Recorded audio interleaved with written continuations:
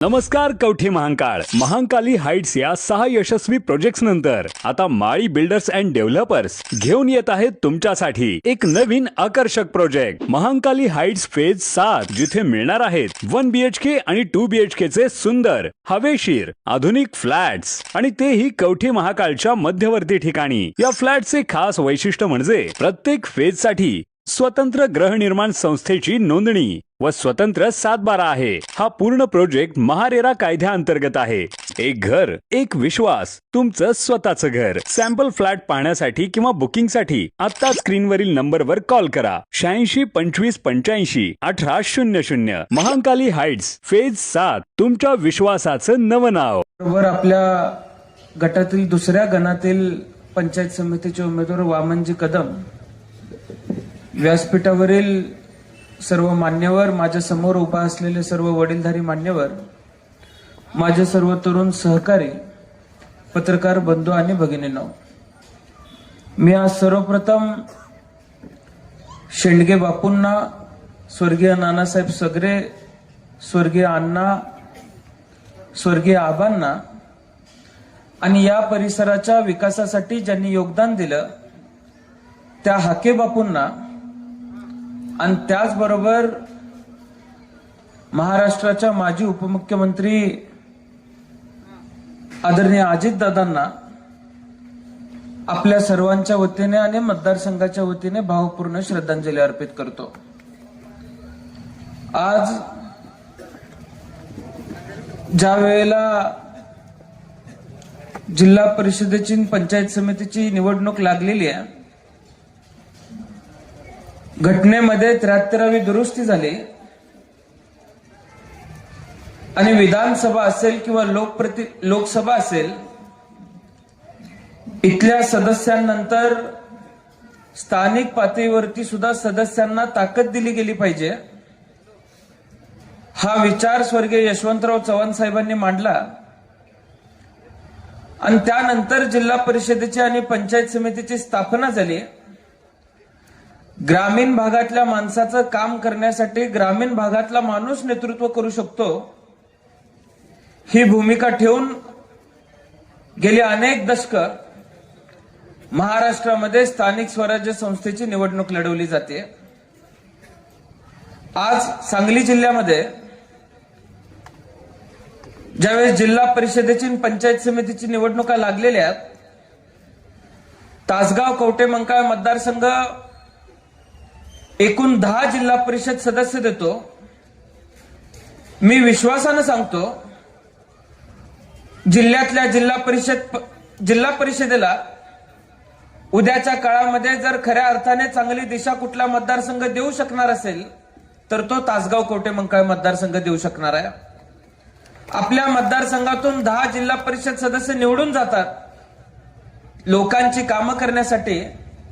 या सर्व सदस्यांच्या पाठीमागे तुम्ही आम्ही सर्वांनी उभं राहण्याची आवश्यकता आहे।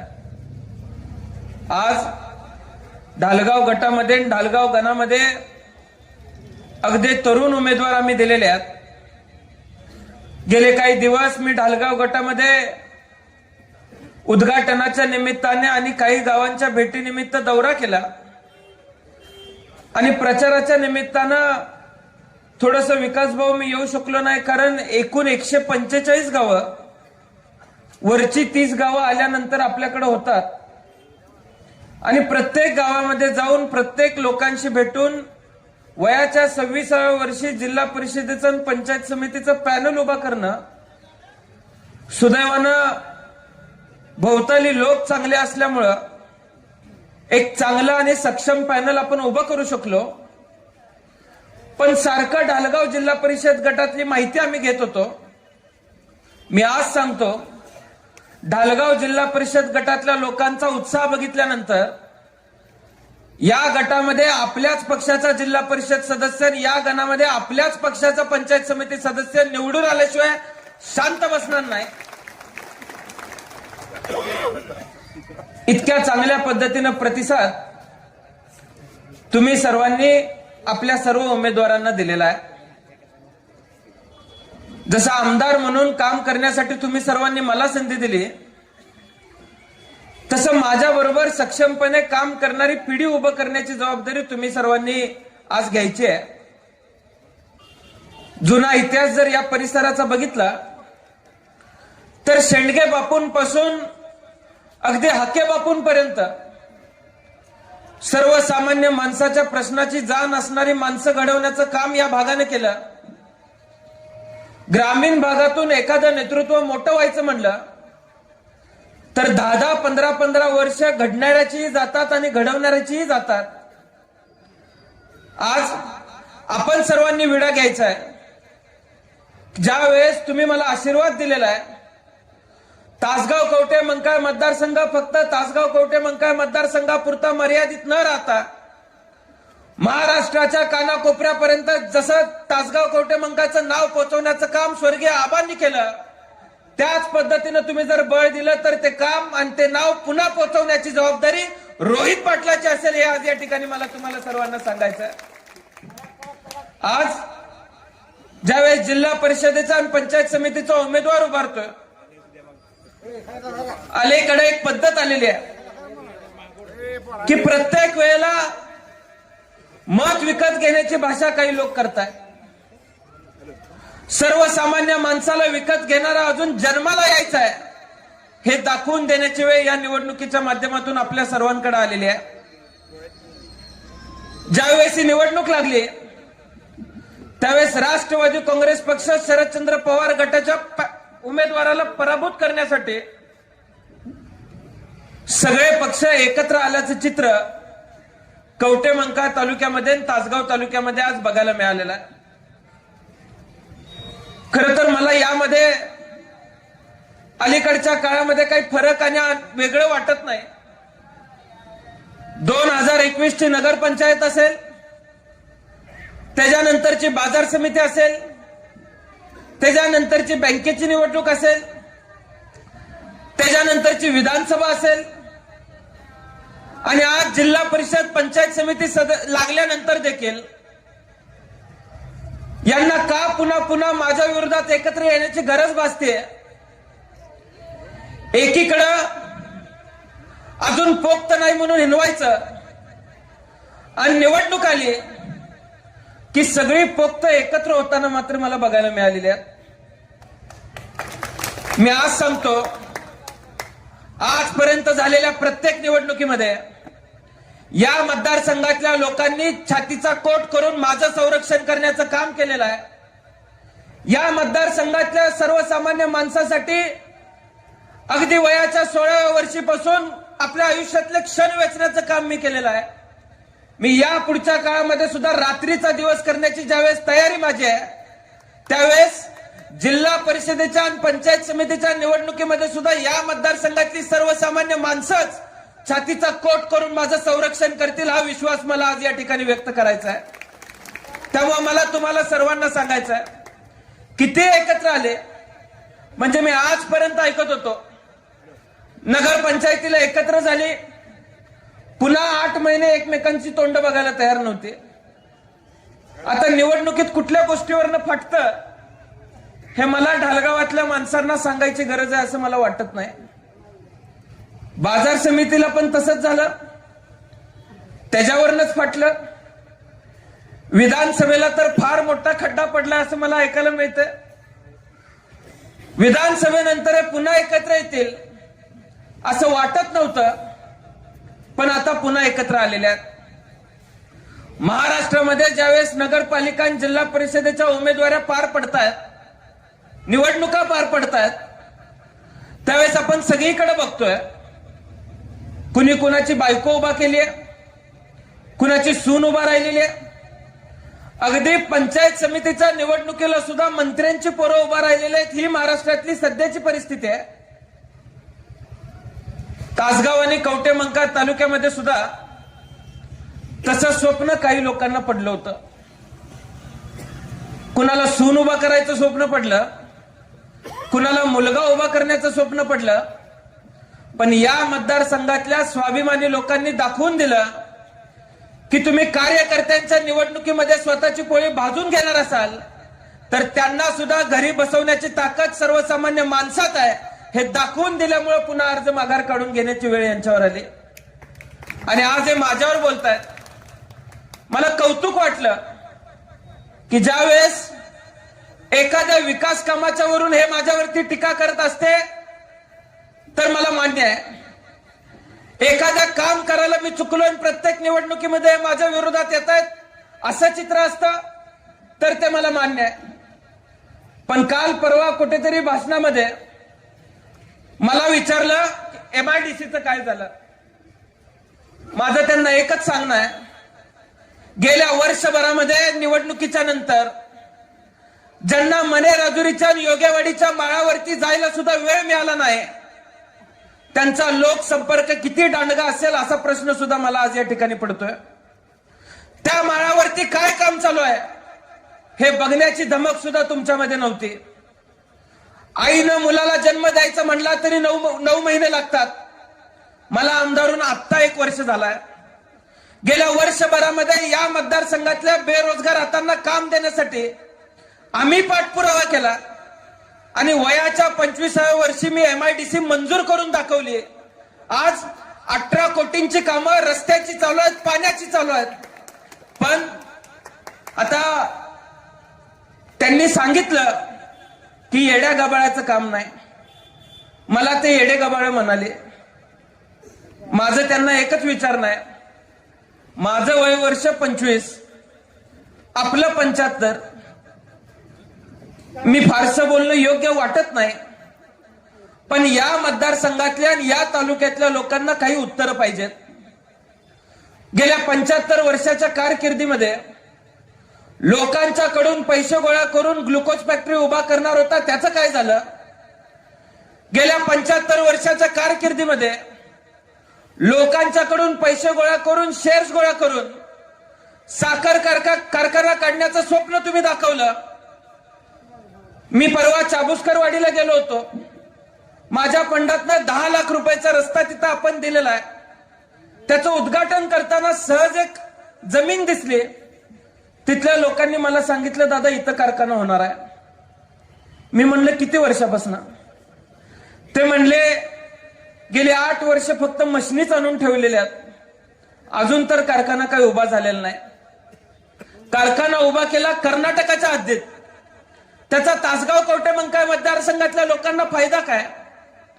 दूध संघाची जमीन होती, हायवेवरती ज्यावेळेस जमीन गेली त्या पैशाचं काय झालं याचं उत्तर सुद्धा तुम्ही देण्याची आवश्यकता आहे।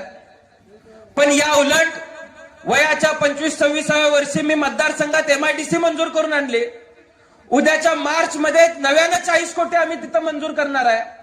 पुढच्या मे महिन्यामध्ये आम्ही काही कंपन्यांशी करार त्या ठिकाणी करतोय आणि येत्या काळात चांगल्या कंपन्या आपल्या भागामध्ये आणण्यासाठी प्रयत्न करतोय। त्यामुळे आज माझ्या गेल्या 1 वर्षाच्या काळामध्ये आरोग्य क्षेत्रात काम करत असताना कवठेमंकाळ शहरासारख्या ठिकाणी आम्ही डायलिसिस सेंटर चालू केलं।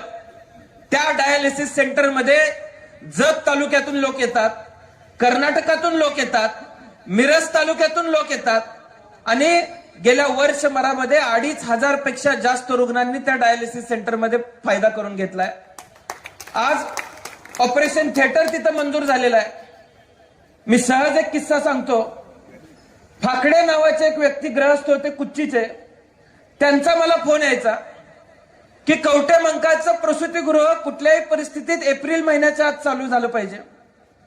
मलाही कुतूहल होतं की एखादी सर्वसामान्य व्यक्ती आपल्याला का फोन करते आणि एप्रिल महिन्याच्या आतच चालू झालं पाहिजे अशी म्हणते। मग मला कळालं, मी सहजच त्यांना प्रश्न विचारला एप्रिलच्या आतच का करून घ्यायचा आहे, तर ते म्हणले एप्रिलमध्ये बायकोला डिलिव्हरीची तारीख सांगितल्या आणि ती कुठल्याही परिस्थितीमध्ये पहिली कवठेमंकाळमध्ये माझ्या बायकोची डिलिव्हरी झाली पाहिजे। इचलकरंजीचा कॉन्ट्रॅक्टर होता, 2.5 कोटी रुपये आम्ही मंजूर करून घेतले आणि मार्च महिन्यामध्ये काम पूर्ण करून घेतल्यानंतर त्या प्रसूतीगृहामध्ये एप्रिलमध्ये पहिली डिलिव्हरी कुच्चीतली झाली, याचा अभिमान सुद्धा मला आज या ठिकाणी आहे। त्यामुळं काम करणाऱ्या लोकांच्या पाठीमागं तुम्ही विधानसभेला उभं राहिला, मी कामच करून दाखवलेला आहे।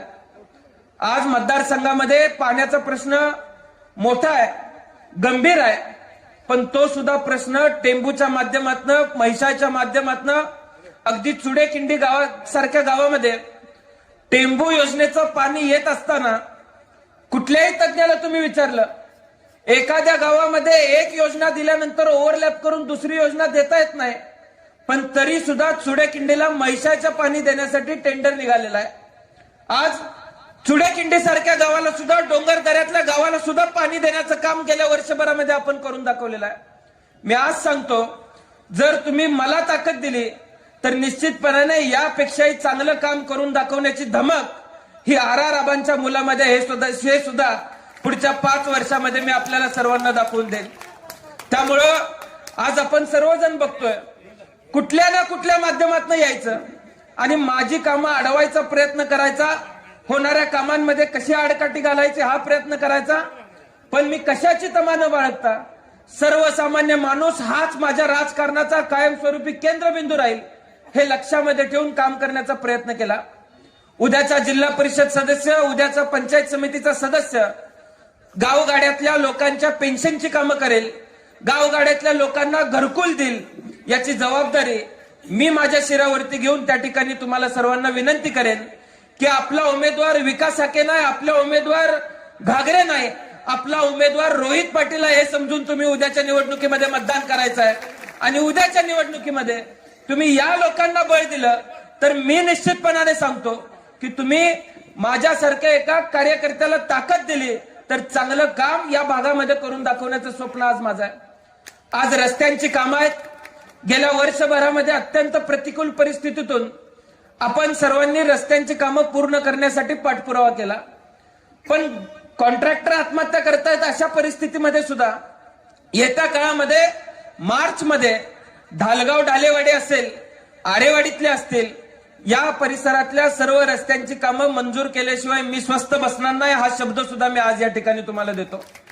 आणि त्यामुळं आपल्या भागातली वेगवेगळी कामं बघितली. पाणी आले, ते पाणी उचलायसाठी वीज उपलब्ध करून द्या, दिवसा 8 तास वीज मिळाली पाहिजे ही शेतकऱ्यांची भावना होती. ती मागणी लक्षामध्ये घेत दुधेबावी सारख्या ठिकाणी आम्ही नवीन 33/11 केव्हीचं सबस्टेशन मंजूर केलं. त्याची जागा सुद्धा कंपाऊंड MSCBनं मारलेली आहे. लवकरच तिथं सुद्धा काम आम्ही चालू करतोय. आज भौतिक सुविधांच्या बाबतीत शाळा चांगल्या होत आहेत, डॉक्टर चांगले आहेत. मला ढालगाव आणि नागज या दोन्ही दवाखान्यांचा मनापासून अभिमान आहे. सांगली जिल्ह्यामध्ये ज्या 2 PHC सगळ्यात जास्त चांगल्या चालतात ते या जिल्हा परिषद गटातल्या चालतात. आणि येत्या काळामध्ये या दोन्ही दवाखान्यांना काही कमी न पडून देण्याचा शब्द सुद्धा मी इथल्या सर्वसामान्य लोकांना देतो. त्यामुळे तुम्ही सर्वांनी कुठलीही तमा न बाळगता काम करणाऱ्या व्यक्तीच्या पाठीमागे उभं राहण्याची आवश्यकता आहे. तासगाव नगरपालिका झाली आणि तासगाव नगरपालिकेमध्ये माझ्या विरोधात एकत्र आलेली लोक जर बघितले तर मटकेवाले आले, चिठ्ठ्या टाकणारी लोक एकत्र आली, कोण जुगाराचा अड्डा चालवत होतं, कुणी प्लॉटिंगचा गैरव्यवहार करून अगदी चुकीच्या पद्धतीनं पैसे कमवले, अशा पद्धतीचे सगळे लोक एकत्र आले. मी सहज विचारलं कारण काय. गेल्या वर्षभरामध्ये मतदारसंघातली गुंडगिरी थोपवण्यासाठी अनेक आणि अनंत प्रयत्न केले. काही लोकांना थांबवू शकलो, अगदी काळ कमी मिळाला म्हणून अजून काही लोक आमच्या रडारमध्ये आलेले नाहीत. मी आज सांगतो, वेगवेगळ्या ठिकाणी महाराष्ट्रामध्ये आज उदाहरण बघायला मिळतंय. बाजारपेठा गुंडगिऱ्या करून उद्ध्वस्त केल्या जात आहेत. मी आत्ताच सांगतोय, उद्याच्या काळामध्ये ढालगाव सारख्या ठिकाणी इथल्या व्यापारपेठेमध्ये इथल्या व्यापाऱ्याला जर कुठला गुंड येऊन त्रास देणार असेल तर त्याची गाठ रोहित पाटलाशी हे सुद्धा त्यानं लक्षात ठेवावं. कुठल्याही पद्धतीची गुंडगिरी अजिबात मतदारसंघामध्ये चालून देणार नाही, ही जबाबदारी माझी आहे. आणि तितक्याच कणखरपणे, तितक्याच ताकदीनं या मतदारसंघातला सर्वसामान्य माणूस स्वतंत्रपणे जगला पाहिजे. या मतदारसंघातला सर्वसामान्य व्यापारी त्याची पत निर्माण झाली पाहिजे. जर त्याच्यावरती दडपशाही कोण करणार असेल तर कायद्याच्या माध्यमातून कोपऱ्यापासून डोपऱ्यापर्यंत सोलून काढल्याशिवाय रोहित पाटील सुद्धा स्वस्थ बसणार नाही, हे आज या ठिकाणी मला आपल्याला सर्वांना सांगायचं. त्यामुळं येत्या काळामध्ये सर्वसामान्य शेतकऱ्याला न्याय देण्यासाठी, सर्वसामान्य माता भगिनींना देण्यासाठी, तरुणांच्या स्वप्नांना बळ देण्यासाठी तुम्ही सर्वजण आमच्या पाठीशी उभे राहा, एवढीच विनंती, एवढंच आव्हान मी आज या ठिकाणी करतो. मायक्का चिंचलीच्या यात्रेच्या निमित्तानं मी मनापासून हार्दिक शुभेच्छा देतो. गेलेले सर्व यात्रेकरू असतील, प्रवासी असतील, त्यांचा प्रवास सुखद हो या सदिच्छा व्यक्त करतो. आणि येत्या 7 तारखेला तुतारी वाजवणारा माणूस या चिन्हासमोरील बटन दाबून मोठ्या मताधिक्यानं या गटातील 3 उमेदवारांना निवडून देण्याचं काम आम्ही करणार आहे का नाही, हे हात वर करून तुम्ही सर्वांनी आम्हाला सांगायचं आहे. राष्ट्रवादी काँग्रेस पक्षाचा रामकृष्ण हरी, रामकृष्ण हरी. जय हिंद, जय महाराष्ट्र. खुश खबर, मूळ व्याधीचे आधुनिक उपचार आता आपल्या कवठेमहांकाळ शहरामध्ये उपलब्ध. सुविधा, आधुनिक लेझर मशीन, दुर्बिणीतून तपासणी, ऍडमिटची गरज नाही. पोट विकार, गुद्ध विकार यावर आयुर्वेदिक उपचार व सल्ला. मूळव्याध, फिशर, भगंदर, पायलोनायडल, सायनस यावर लेसर व आयुर्वेदिक खात्रीशीर उपचार. हार्निया, अपेंडिक्स, कान, नाक, घसा व स्त्रीरोग चिकित्सा, गर्भाशय काढणे इत्यादी सुविधा आता आपल्या कवठेमहांकाळ शहरामध्ये डॉक्टर आलमगीर मुजावर यांच्या आशीर्वाद हॉस्पिटलमध्ये उपलब्ध. आमचा पत्ता दत्त मंदिर, जुना Agalgaon road, Kolekar petrol pump शेजारी, कवठेमहांकाळ.